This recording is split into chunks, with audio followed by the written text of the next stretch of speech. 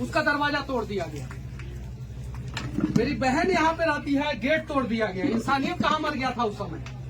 कहाँ मर गया था लोगों का इंसानियत? लोग कहते हैं मनीष कश्यप अपशब्द बोलता है, मनीष कश्यप रिलाई जैसे शब्दों का इस्तेमाल करता है।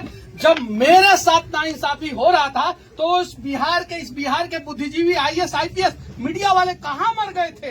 क्यों नहीं दिखाए कि इस घर का जो है कुर्की नहीं होना चाहिए था?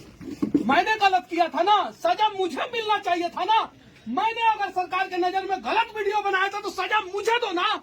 मेरे कंपनी के सारे स्टाफ के ऊपर FIR कर दिया गया। यूपी का स्टाफ है, बिहार का स्टाफ है, सबके ऊपर FIR कर दिया गया। क्यों ऐसा किया गया मेरे साथ? वो आग जलेगा तो कुछ लोगों को जलाएगा जरूर, और उस आग को मैं बुझने नहीं दूंगा, चाहे मेरे साथ कुछ भी काहे नहीं हो जाए। क्यों ना हो जाए, आए बिहार के लोग और देखें मेरे साथ क्या हुआ था। और